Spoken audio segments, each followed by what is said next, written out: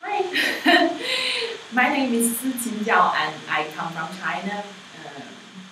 It's my first year in the school, music school. Yeah. My name is Wilson Llewellyn, and I'm a music major here at DU, Lamont School of Music, and I play bass. I'm Katerina Therianos, and I am a composition major at the Lamont School of Music. Andrea Stanton. I'm an assistant professor of Islamic Studies here at the University of Denver. My degree is actually in Middle Eastern history, and so that's where my regional focus is. But here at the University of Denver, I teach undergraduates and graduate students kind of all aspects of Islamic studies, from Islamic history to contemporary issues to Islamic media.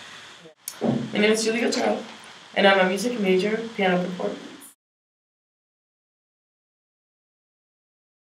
I think it was probably the Rush Limbaugh story about contraception. That's what I heard about most. And he said, essentially, everyone who needs contraceptions are sluts and prostitutes. Come to America, I saw the pop star is Lady Gaga, and I know Justin Bieber. Justin Bieber is not American, so Canadian, right? Yeah. You know, the last time I looked at the news was honestly the week before this last. Well, what I've seen yesterday at least is the Connie one, Johnny Connie. It's about like this guy in Ghana or something like that has a militia of children, and it was all over Facebook. Hey, Connie, Connie, Connie, Connie. And I'm like, wow, now people realize that they are children that actually fight somewhere in the world.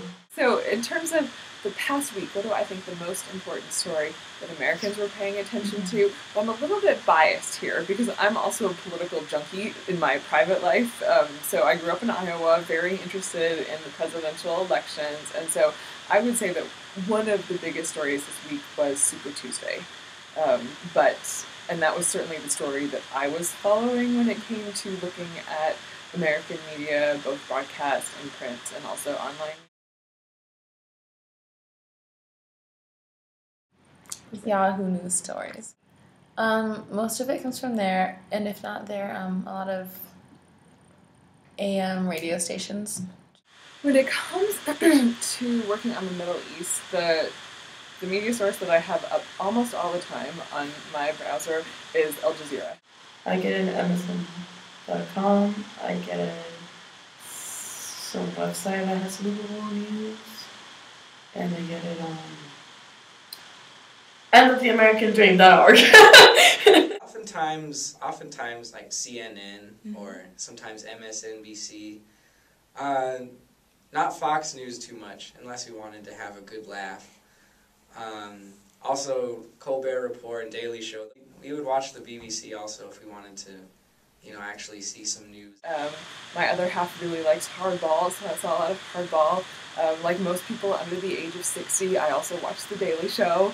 So those are kind of my primary intentional, like these are programs I specifically chose to watch. The other place I watch a lot of TV is at the gym, and so that tends to be 9 News or CNN, and so I picked up a little political news coverage there. When it comes to print media, as a longtime New Yorker, I always look at the New York Times. And then as now a Coloradan, I look at the Denver Post, but when it comes to specific coverage, I go for the New York Times for my print media, and then just kind of an assortment of political blogs for the rest of the coverage. In U.S., our apartment didn't have a TV, so I just catch the news on the internet, but not always catch the American news because the language or something like that.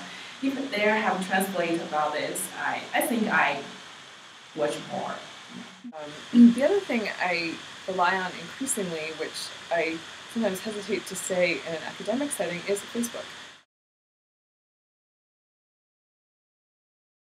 I like to know what's going on outside of the U.S. because, we can find out, of course we know, I think it's easier for us to, find out about what's going on here in our own country, and like the problems we face here are more immediate to us since we live here, but it would be really easy if you wanted, you could go a long time or even your whole life without really knowing anything about what's going on around the rest of the world. So I think that's important. I have friends who are both academics around the world, and I have friends and former students from around the world, and so I pick up on a lot of news specifically relating to Islam and or the Middle East from articles that they post or repost in terms of keeping up with a more global perspective on events relating to Muslims and Islam in the Middle East. That's what I focus on. I understand it's just like homepage and it's like, oh look,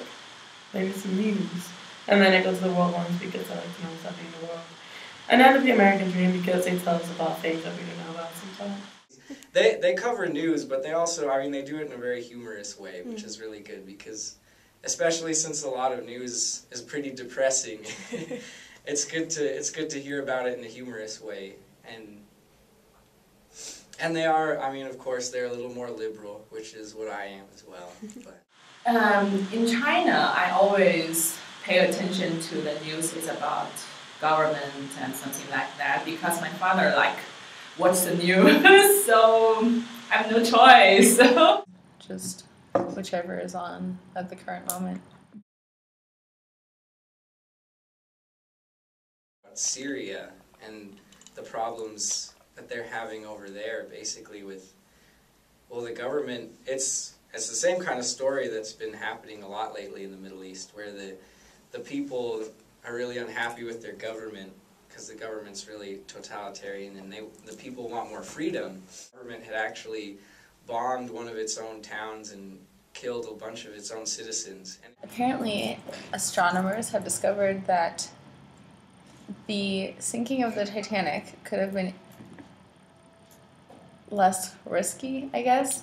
That there was the moon was abnormally close to the Earth the year it sunk, and that the tides were higher, and so more icebergs broke off from up north and floated down, and that's why the captain of the ship kind of ignored the warnings that there were a lot of icebergs, and so it kind of lets him off the hook a little. And that was interesting. I wanted to go more.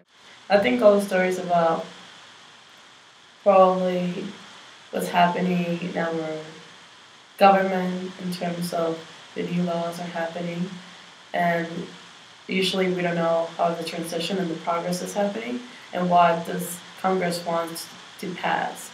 Usually they don't go into the news and say, so this is what Congress is thinking about, and this is what we might pass it. What do you guys think? That doesn't ever happen. That's something I would like to know more about, because it's pretty much something we're voting for, because we're voting for those candidates. So there's something that we should all agree on, or most of the majority at least.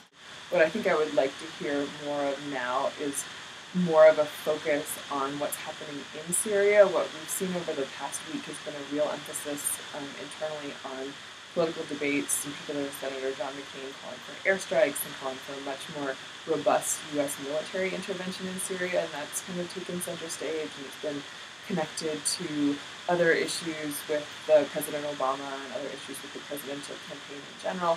But what I would like to see is a little greater focus on the possibilities for humanitarian assistance. What I see in terms of Arabic news coverage is graphic and horrific, and I would like a greater sense of the humanitarian options. I think that most Americans are compassionate, and I think that we do, as a people, feel strongly about reaching out to help those in need. So beyond the question of airstrikes, what I'd like to hear is something along the lines of, here are the things you can do as an American to help.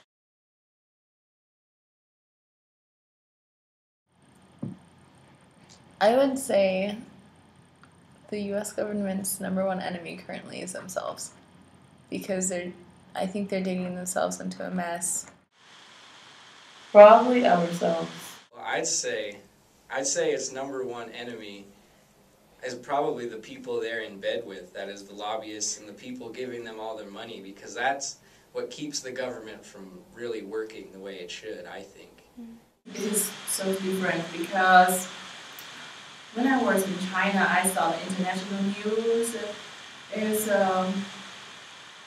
not has a lot of detail about this. Just say today we have a meeting about what the title is, just like this. But some news our government not want us to know So, for example, we can't log in the YouTube and we can to the Facebook. It's in China, it's not. We can't do it because there have some news is not good for our government.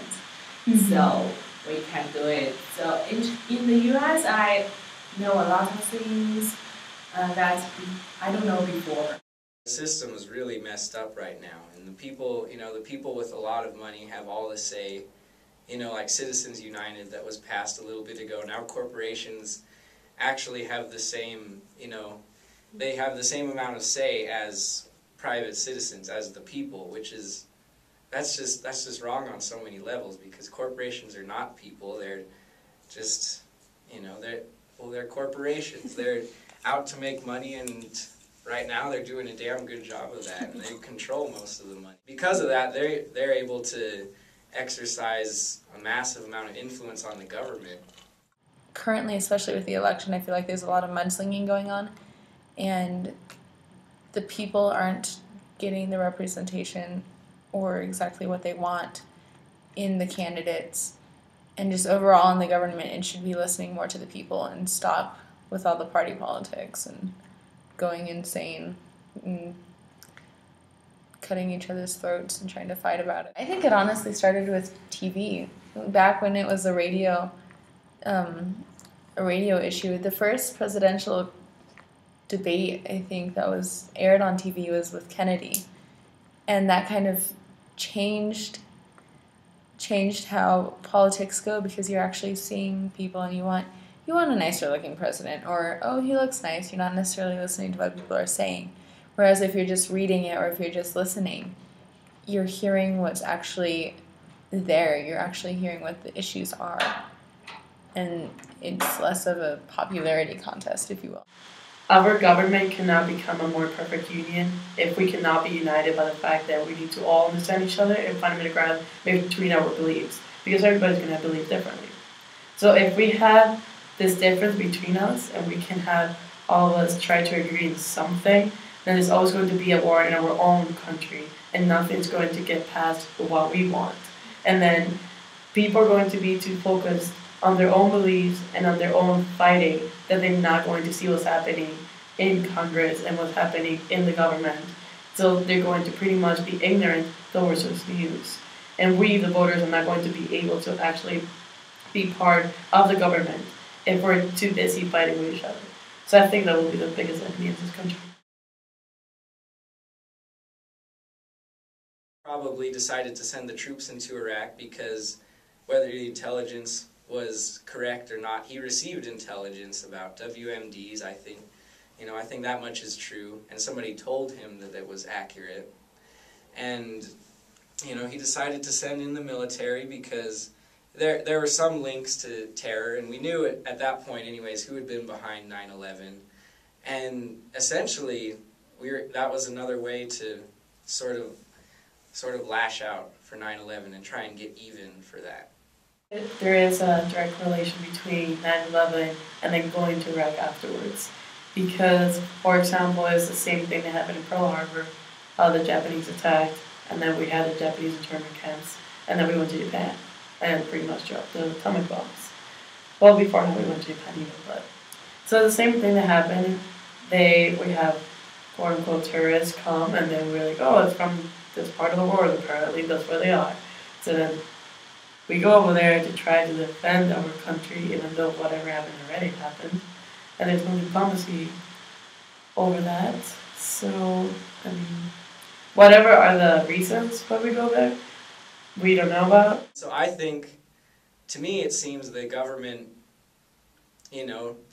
George Bush and everyone else involved, they like many Americans were angry and felt hurt from that. And, of course we went into Afghanistan to go after Osama, but that wasn't really yielding any results. And Saddam Hussein, George Bush's dad, Bush Sr., had tried to oust Saddam Hussein, and he got Iraq, he helped free Kuwait, when Iraq invaded there, but Saddam was still in power. So I think that was probably an old vendetta that George Bush had One day on The Daily Show, they had Scott McClellan, who was an advisor to George Bush, on the show, and he actually wrote a book that exposed a lot of the sort of behind-the-scenes cabinet meetings from that time. And I read that book, and in there he confirms a lot of that. And then, of course, after a while, it came out that, you know, there were no weapons of mass destruction or anything like that to be found in Iraq. Of course, WMDs, that came out, you know, that was on the news, and of course, through The Daily Show and stuff, they talked a lot about. That was a pretty big, you know, pretty big deal, as I remember, when it came out that there were no WMDs to be found. Mm-hmm. And of course, to me, you know, of course, that wasn't official until years after we'd first entered Iraq. Heard the news of the war is from the internet or the TV as well. Sometimes I think it's not good because it's kill the people is good, not good. But I know sometimes it's have to do something.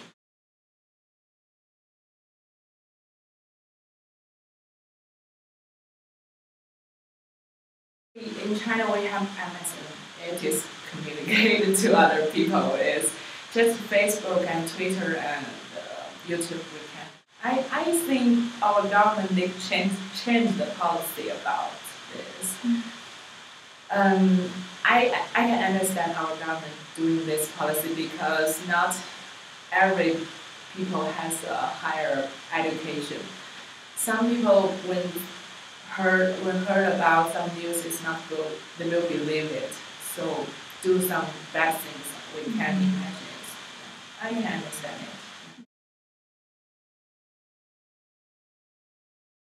You know, I think, I mean, there are things like there are covert operations, I'm sure, going on right now that we don't know about.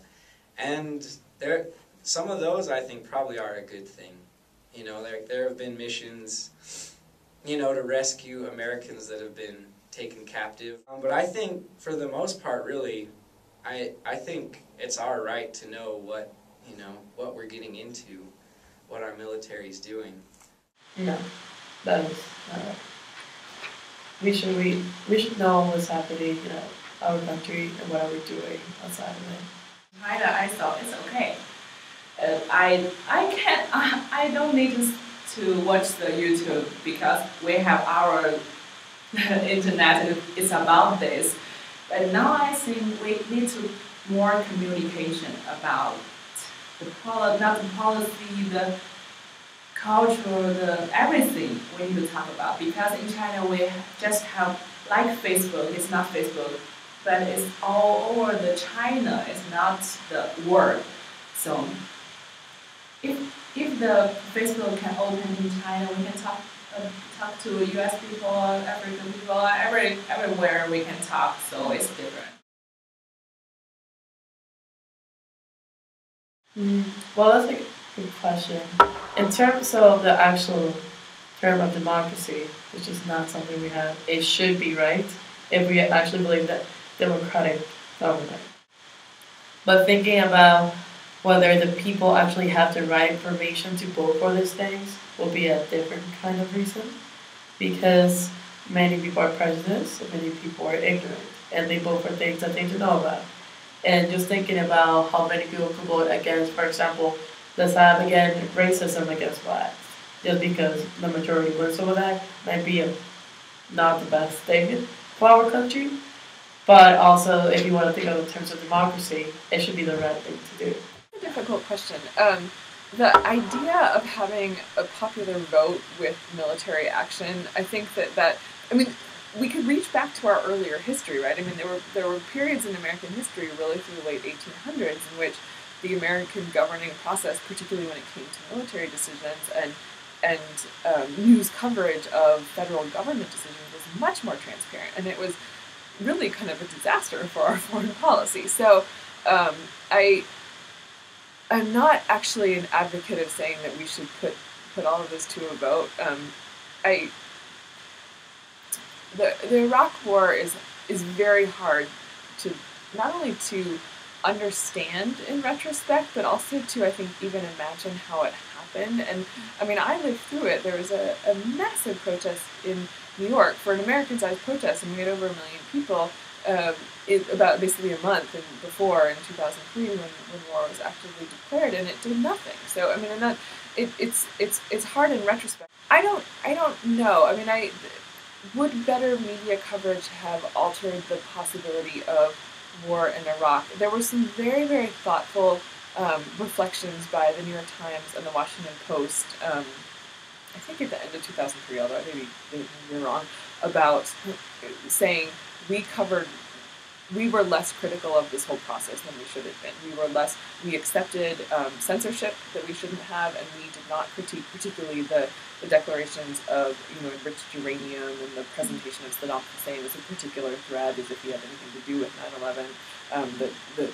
This was something that the kind of major leaders of the print media world said, in the United States said, we did not play the role that we should have. And that was a real disappointment that they hadn't, but I think it was good that they said this so publicly, and it was a helpfully transparent process. But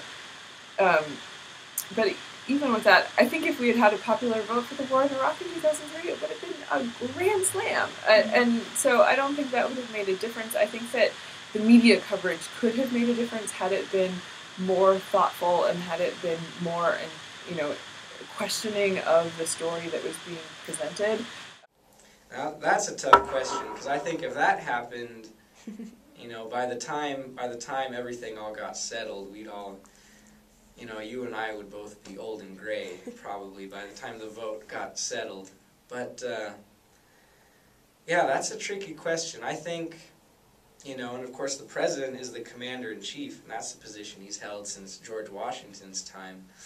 But I think, if he makes a decision, it's his duty to at least inform us, because there are situations, like I was just talking about, where you don't have time to put it to a vote or, ask everybody what their opinion is. And, it's his job in those circumstances to make a decision. But it's his job, I think, also to, to justify his decision to us. And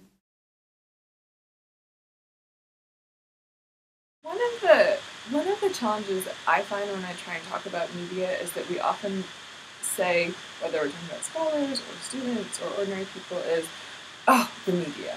There's this tendency to blame, as if the media is this one big blob that has one same agenda. And so I think that the bigger question for me is, how do we get people, ordinary American citizens, students in my classes who then go on to have interesting lives of their own that have nothing to do with Portugal and Islam, but how do we get them to be active, engaged media consumers? Nobody should watch just one news channel, because none of them, especially the American sources, I think, are including the whole story. I think, if you want the whole story, you have to go to at least several sources, and it's best to have one from outside. Ideally, I would have some, some cold hard visual evidence, some footage, and then also a reporter who was actually there and experienced it, and can recount what they experienced, and then also, and then being able to read about it. Gravitate towards crisis reporting, right? I mean, what is the most interesting story? Is it a happy family on the street of, Beirut going out for ice cream together, or is it a story about imminent tensions boiling over into hostility, right? So that's not, I don't see necessarily any way around it. That is more newsworthy by the definition of newsworthy. But I think what I would like to see is greater initiative, or greater maybe media training, starting in primary and secondary schools, and then going into higher education, to teach people who, currently students, but who are going to go off to be regular American citizens, to teach them how to be active consumers of media in all of the various evolving forms that we're seeing media evolve into. I guess I'm worried less about the bias and worried more about how we process the images and our expectations for the quality of images. I think there are other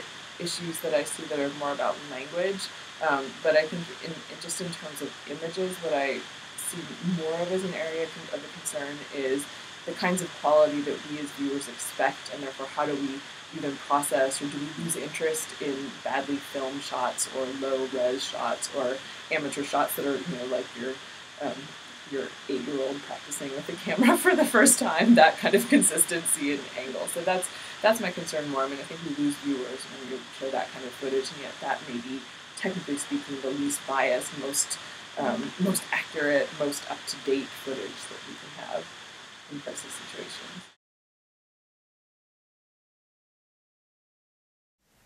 Yeah, I would. If there were a way they could ensure that it was truly unbiased and worth the tax money, then I would absolutely be in favor of that, because it would be worth it to get that story. Which, to me, it seems the only way you can actually get the unbiased true story is by kind of seeking it out yourself. And like I said earlier, going to several sources, and especially at least one from outside of our own nation. I would be in favor of that, but that will be difficult for not to be government involved, so it's going to be tax funded. Because the way to get that is by pretty much the government funding that. Because we don't have our own little bank, or we have our own little taxes to make that. So that will be technically impossible to not have the government involved in that unbiased things, because there's things that they don't want to show us. And if they're the ones giving that money, it's just, there's no way we just can get out of that. There's always going to be some restrictions that they're going to give us. I think it's one of the issues that, for me, often drops out of conversations about media coverage is the technical aspect of it, and it's very unsexy. But it's actually also really interesting. Some of the things that we don't think about when it comes to news coverage is how easy it is to uplink footage, whereas in the Vietnam era or the 80s, I mean, you had to literally take a reel somewhere or had to transcribe it over the wire. And there were some serious logistical issues, and also then serious time delays between when a story could be produced and when it could actually reach American viewers. To compare the options to what we would have had in the 1970s or the 1980s, it obfuscates the fact that the technical options have changed so much. One of the questions we need to consider before we can even talking about footage is talk about the technical issues that have made it so much more possible for us even to talk about things like citizen journalism, or talk about verifying user-generated content or user-generated footage, or let alone the quality of the images that we now get with HD. I mean, how do we get people to be active, engaged consumers who are interested in seeking out that kind of media? So if I were going to construct a teaching matrix for this, I think one thing I would talk about is genre, right? What is this thing you're looking at, and what is it being produced by, right? I think of it as media literacy, right? Where media literacy is evolving just as media is evolving, and so how can we provide people with the biggest tools to make them the best, most intelligent consumers and commentators? Neither, kicking everything out because it's unprofessional or blindly accepting everything because it is professional. I think that's one issue. What I want us also to think about when it comes to helping people be more active consumers is, what are the channels that you don't have access to because of the language restriction? Doesn't mean that one thing I am more interested in are the automatic translators like Google Translate, because those also are ways to open up media worlds and open up perspectives to Americans, in this case, who don't have the language training to be able to, go look at any media product in the world and automatically understand it.